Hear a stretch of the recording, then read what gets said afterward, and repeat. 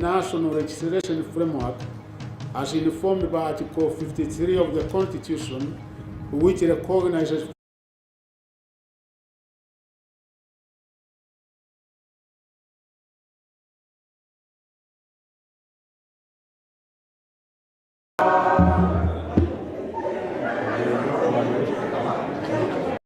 Are we being fair?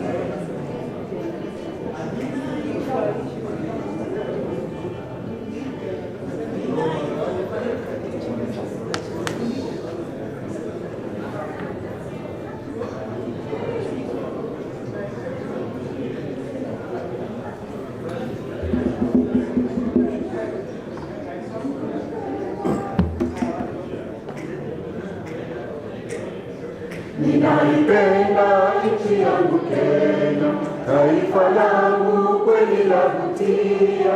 Ni mzalendo kweli tailinda, taifa langu nchi yangu. Ninaipenda nchi yangu Kenya, oh lavutia. Ni mzalendo tailinda, taifa langu nchi yangu. Ninaipenda nchi yangu Kenya, oh lavutia. Ni mzalendo tailinda, taifa langu nchi yangu.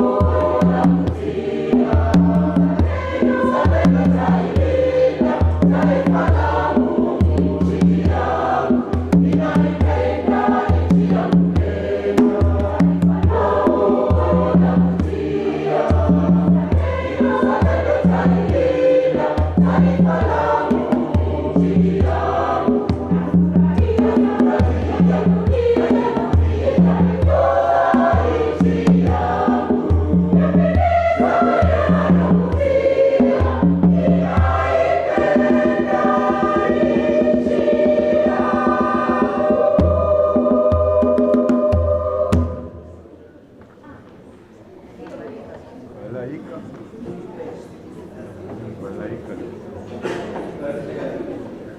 Malaika.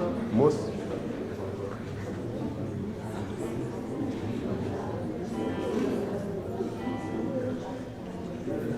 Mosi ya mwalimu.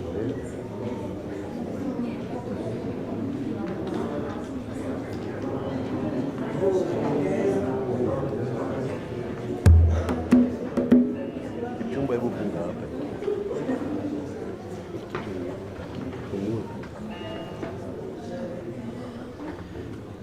Hapo sasa kaza.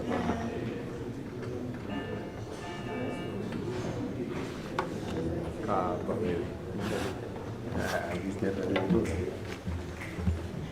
Tusherehekea ufanisi wetu, Wakenya wote tunatabasamu, mtaala wa kiumbilisi, hakika unapendeza.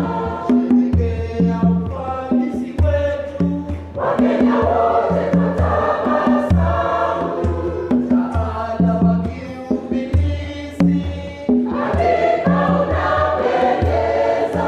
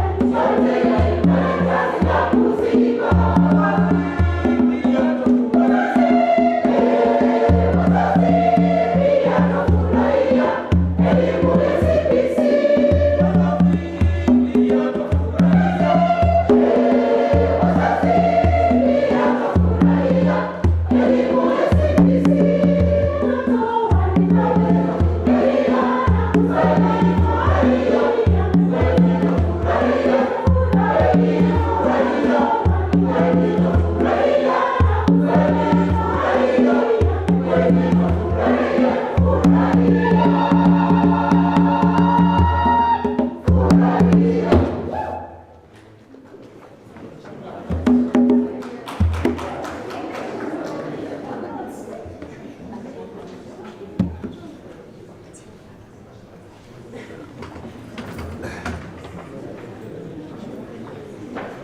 kidogo tu. Glory kuja. So, sorry. Tutaendelea tu direct is about kama kikuja tu hivi national anthem, prayer from Shujie, alafu tutawaruhusu kushuka mengi. Sawa? Sasa. So wacha ni make to some announcement as I wait for you to come. Good morning, ladies and gentlemen.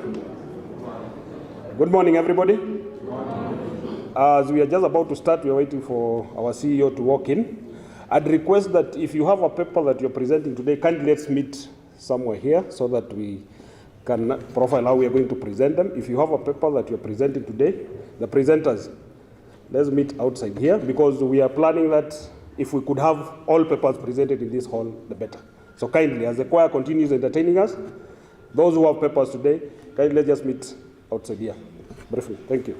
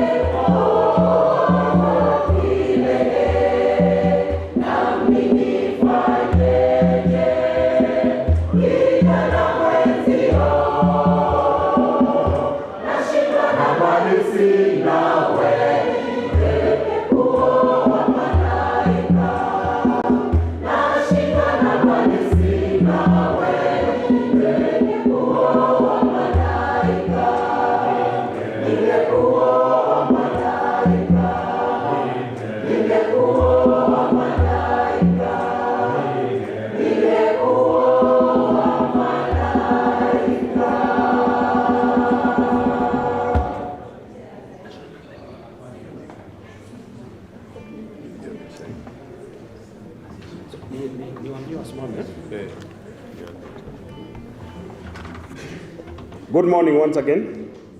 Kindly let be upstanding for the national anthems.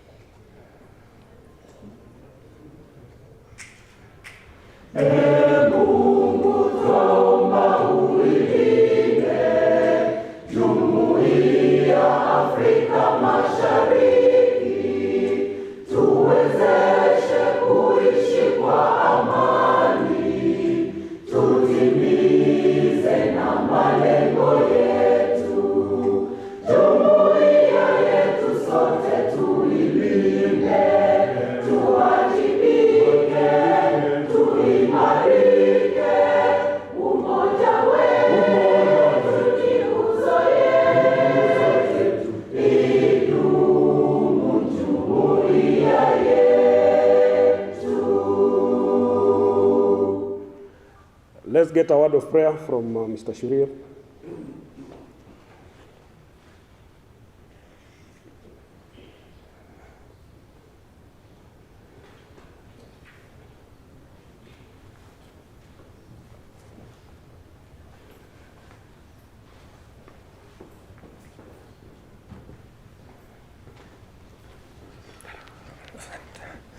Assalamu alaikum. I'll just recite a short in Arabic and then I will say in English, inshallah. Bismillahir Rahmanir Rahim. Alhamdulillahi Rabbil Alameen. Ar-Rahmanir Rahim Malik Yawmiddin. Iyyaka na'budu wa iyyaka nasta'in. Ihdina as-sirata al-mustaqim. Sirata alladhina an'amta alayhim. غير المغضوب عليهم ولا الضالين. In the name of Almighty, the Creator and the Sustainer of the world, we come to seek your guidance. Give us the wisdom, the energy, and the health for us to fulfill our targets. We seek your guidance because we are human beings and we are always weak and we cannot do anything without your will and your guidance. Therefore, we come for your guidance and help throughout the day. Amen.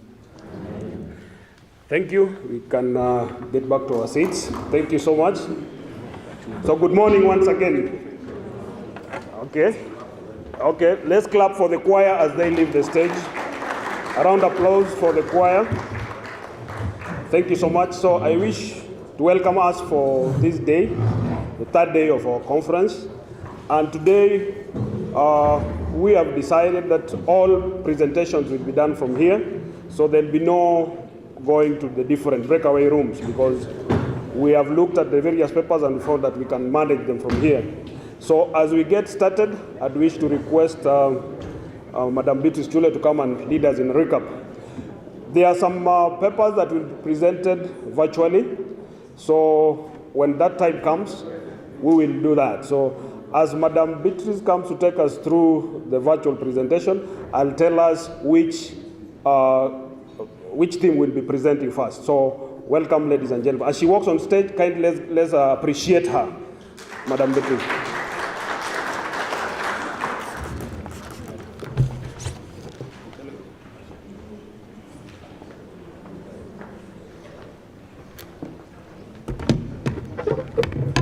Yes, good morning.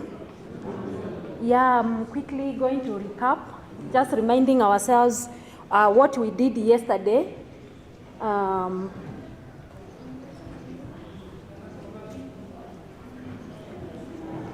Dennis?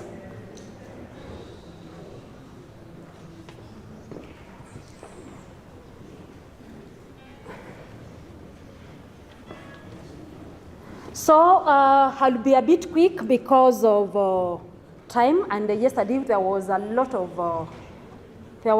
of activities that we did. So we started with the entertainment by the choir. The same choir led the national anthem, the Kenyan and also the East African community one. We also had prayer as our culture, and also we had a recap. Okay. I'm reading. Sorry, I was reading that side. I forgot that I'm supposed to be heard. But have you heard the first session? Yes, it's what is there. Let's move.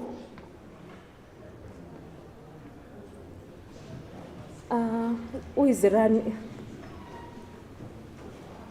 Next slide. So when we started the sessions, we started with Dr. Gertrude Namubiru from Uganda, highlighting the reasons why we have ACA. And those are the reasons that she gave us, that it is a forum that makes us come up with education that we are proud of as Africans. So there are quite a number of points she gave about the reasons why ACA exists, and we want a curriculum that is also African as opposed to one that is aligned to Western world. So she introduced the keynote speaker who was supposed to speak the previous day, Mr. Yao. Allow me not to say the next name.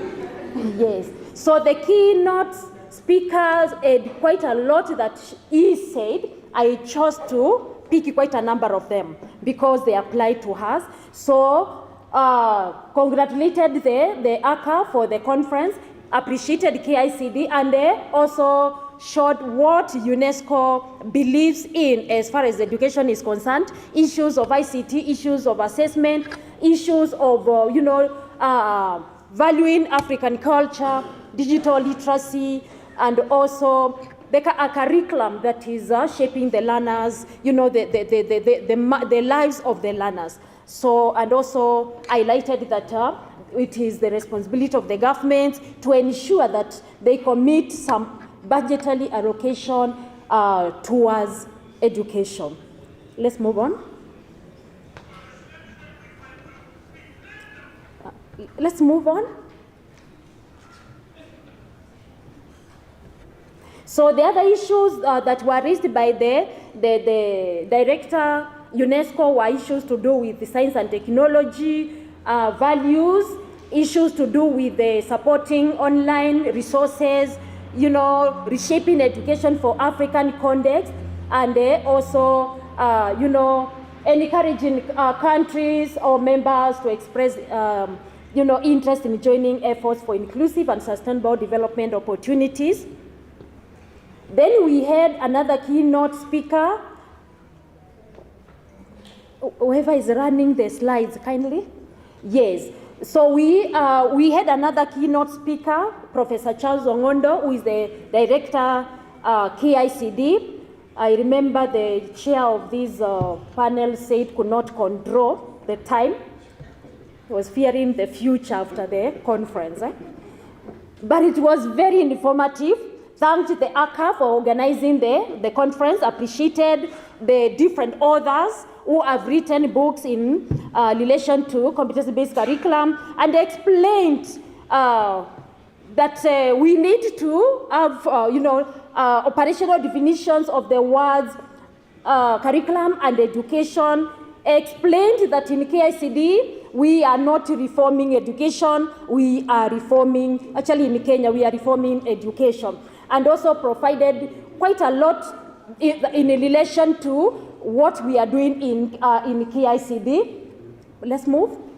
What we are doing in KICD, or rather in Kenya, as far as education is concerned. Then we went for breakaway sessions. I'm a bit ahead of the slides. Breakaway sessions, I know all of us, we went to different groups. There is one group that was here. This is the one that is called Simba. And there was, the sub-theme was classroom-based assessment and learning. there were like two presentations that were done. One was teacher and student perception of school-based formative assessment of the new lower secondary school curriculum. It was presented by Musisi Fred Kamoga and also Akulo, is it, okay, yes. So those are the findings, that benefits of formative assessment were acknowledged by both teachers and the learners. Learners thought formative assessments were not consistent and some not used at all. And there were concerns over financial constraints, feedback not given, absenteeism among learners, challenge in utilizing ICT in formative assessment. So in short, that is what the findings of that study. I'm sure the people who, and then the paper was informed by Vision 2030 and the KICD needs assessment report.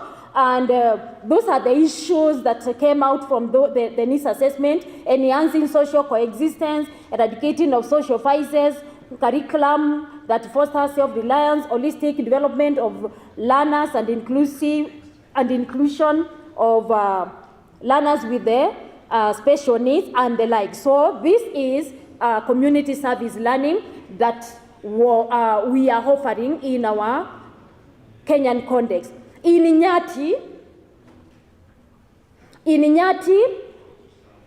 there is a study that was about mainstreaming of pertinent and contemporary issues, that is PCIs and values, in the competency-based curriculum. It was presented by Grace Gugi. The highlights there are talking about what KICD or what Kenya is doing in mainstreaming those aspects or those components of the curriculum. PCIs, that is pertinent and contemporary issues and the values, and I'm informed the members who are there, they also deliberated on issues to do with homosexuality, lesbianism, and I think also mental health, something like that. I was not in that group, but at least I was able to pick something from there. There was another study about the place of global citizenship in competence-based curriculum that was presented in Nyati. It was presented by somebody by name Nelly Machu. And she gave what we are doing as far as the global citizenship is concerned. The significance of global citizenship in the curriculum and the like, and the transformative pedagogy. So those were discussed in that forum. There was also mainstreaming financial literacy in Kenya competency-based curriculum. It was presented. This is one of our pertinent and contemporary issues. So it was the presenter highlighted what KICD or what Kenya is doing as far as the mainstreaming of financial literacy is concerned. And some of the comments that came out there were issues to do with entrepreneurship and also teacher integration in financial literacy. It's also crucial, it was pointed. We had another group that was in Kifaru 3 and 4, the one that was the STEAM. We had a research. Actually, the topic was essentials, research on essential ingredients in curriculum reform process, experiences and findings from monitoring and evaluation of CBC in Kenya. This just gave a journey of where we started from this assessment and all what we have done and how each research has been advising or giving feedback to the subsequent levels of curriculum development. And the last one, which was given more details, was the at the end of grade 6, which is the primary level. Then now we had also another study in that group, factors that influence curriculum development policies. In interest of time, I just allow you to scan through. Then we had experiences in different countries. That one was done here. Different countries, representatives said what they normally do in their country. And those are some of the things that they highlighted that have helped them. Seeking political will, needs assessment, focusing on learner-centered pedagogies, all that, including even use of it. You find you have to go back to keep on assistance to change height, teacher turnover, inadequate training, and the lack of necessary infrastructure. Sheikh Mansour bin Musalam, who is the Secretary General of the Organization of Educational Cooperation. Mr. Musalam is the Secretary General of the Organization of Educational Cooperation. He took office on 6 December 2021 at the first General Assembly of the organization, headquartered in Addis Ababa, Ethiopia. Since January 2023, OEC serves to contribute to the equitable, just, prosperous social transformation of societies by promoting balanced and inclusive education in order to achieve the fundamental rights of liberty, justice, dignity, sustainability, social cohesion, and material and immaterial security for the people of the world. So let's have the recorded keynote address, please. Thank you. Your Excellencies, distinguished delegates to the 4th African Curriculum Association Conference, ladies and gentlemen, first and foremost, I'd like to express my sincere the invitation that was extended to address you as a keynote speaker. And similarly, I should like to salute and commend the government of Kenya for having hosted this conference, for which you are all here present today. Needless to say, as you are present in that conference, as you have noticed, I myself was unable to attend the session due to certain developments and work engagements of a last-minute nature that I had to attend to urgently. Nevertheless, with this regret that I feel of not being able to be with you here in Nairobi, it is also in spirit that I join you. Because as the Organization of Southern Cooperation, we firmly believe in the initiative of the African Curriculum Association, an associate member of our organization, in convening curriculum development centers, specialists, experts from across the continent and beyond, to share experiences, articulate a common vision, and work in unison to achieve a transformation of our education systems. And despite my absence, I was keen to ensure that I could address you, albeit virtually. And in so doing, my objective today is to be, despite my reputation, of a relatively brief nature. Partly because I believe that a recorded address does not do justice to this conference, and I should not like to extend myself in this regard. And also because I believe that our role as the Organization of Southern Cooperation is less to preach to you and more to listen.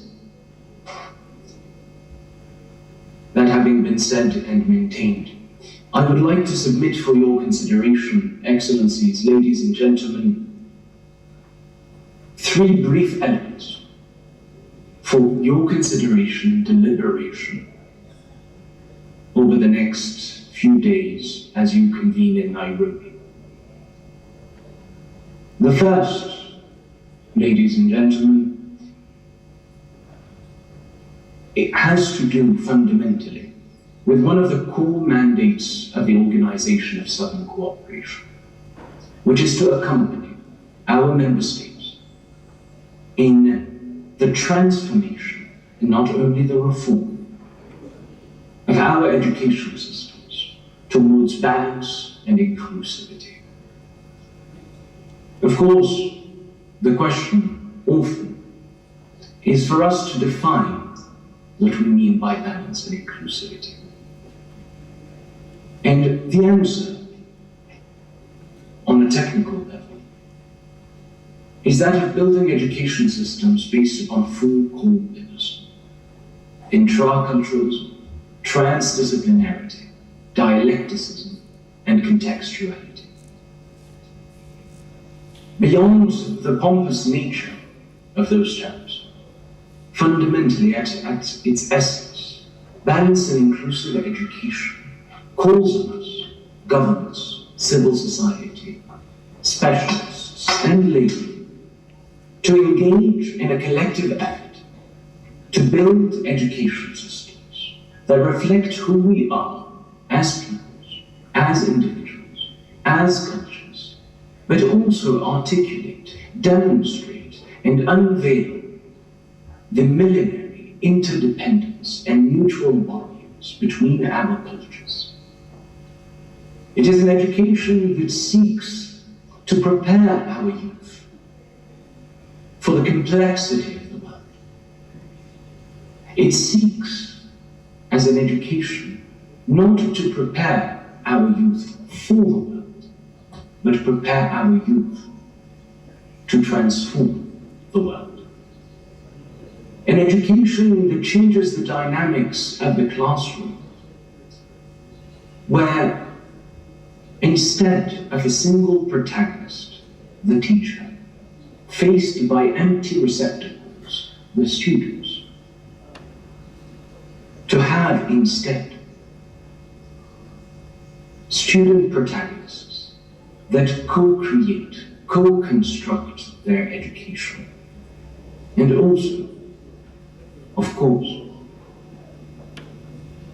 a teacher that becomes more important still by becoming the facilitator of the student's humanization process through a process of problem posing rather than problem solving pedagogy.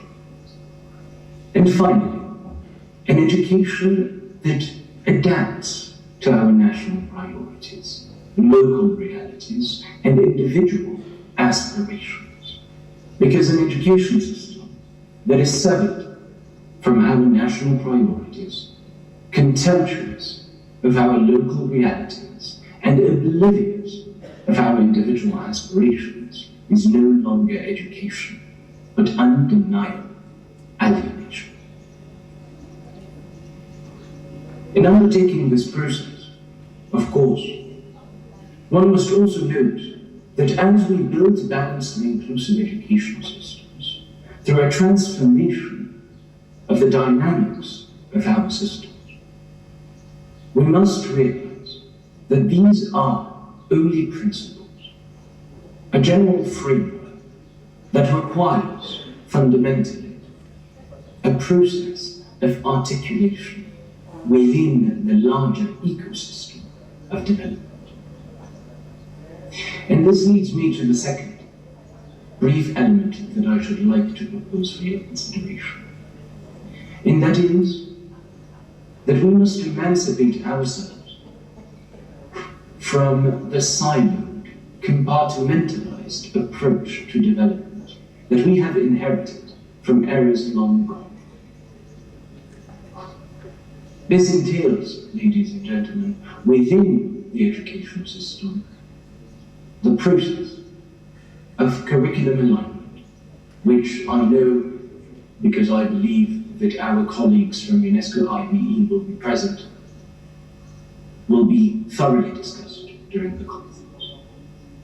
But beyond curriculum alignment, which is crucial to our education systems, we must have a systemic approach to our development, which means that it is insufficient to speak of education alone. I would go so far as to say, ladies and gentlemen, that it is detrimental to do so. Because an education system that does not serve as a means to achieve a vision of the future, an education system that does not seek to give birth to the society that we want as individuals, as countries, and as the world in 20 years is not, unfortunately, anything more intellectual, abstract exercise. We must collectively articulate the future that we want, the vision of the society that we want, in order to identify the education that we need. And in this regard, ladies and gentlemen, some elements are found, I believe, within the common program of OSCE's member states. And that is that we need societies. We imagine our societies, our countries, within the next 8 years, within the next 20 years, as societies that have built the strong foundations for transdisciplinary research. That is, recognizing, as demonstrated by the COVID-19 pandemic, that we must, as societies, develop our scientific research and production capacities, because we cannot depend on the efforts of others. But also, that in undertaking that research, we must renew dialogue with areas of knowledge that are extremely rich, but that have been historically marginalized, delegitimized. And those are our endogenous knowledge, our ancestral knowledge, our traditional knowledge. And in this fruitful encounter of all sources of knowledge, we can aspire to build societies whilst faithful to their roots that answer with vigor, the dreams of our youth. We need societies, ladies and gentlemen, that beyond the utilization of technology, ensure their endogenous development. Because the techno-digital divide, ladies and gentlemen, will not be achieved, I am sorry to say, only by the purchase of costly, decontextualized technologies. Whilst this importation of technologies is a short-term solution, in 10 years at most, with the exponential development of technology, those technologies that we will have gone at great length to purchase will be obsolete, and we will find ourselves in the exact same situation in which we currently find ourselves. And we must therefore work towards building the necessary ecosystems, regulatory frameworks, and ensure the necessary investment so as to develop our own technologies, nationally and regionally, so that we ensure open source, contextual, and sustainable technologies that simultaneously provide opportunities of development and growth to our youth and stimulate our economies, so that we may become, rather than remain the mere passengers, we may become drivers of the fourth industrial revolution. And finally, we need societies that are in a position to invest in the multi-dimensional development agenda of our peoples. Investments that overcome the structural weaknesses of our economies that generate our dependencies, by investing in balanced and inclusive education systems, by investing in endogenous technology development, but also by investing in integral health systems, investing in infrastructure as the basis that we need in order to ensure our inclusion, investing in high value-added industrialization, and investing in sustainable agriculture. And all of those efforts, ladies and gentlemen, have profound implications on the education that we need, requiring from us, first, a thorough, comprehensive exchange and dialogue amongst stakeholders, amongst sectors, in order to define clearly that vision of the future. And then a transformation of our curriculum, of our pedagogy, of the content of our education systems, in order to give birth to that vision of the future. And finally, Excellencies, ladies and gentlemen, the third element that I would like to submit for your consideration is that everything that I have just mentioned is only possible, can only be articulated and built and edified through South-South cooperation.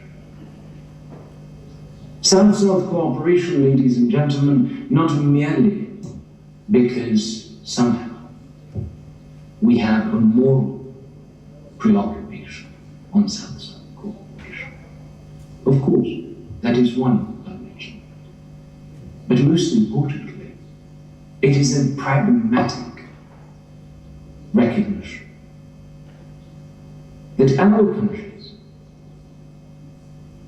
from Latin America and the Caribbean, passing by Africa, the Arab world, and Asia Pacific, are indeed extremely diverse in our histories, our cultures, our identities, and our daily realities, but that nevertheless we share some systemic challenges, some systemic characteristics that make it so that only by exchanging, articulating cooperation amongst us can we possibly hope to achieve our common aspirations.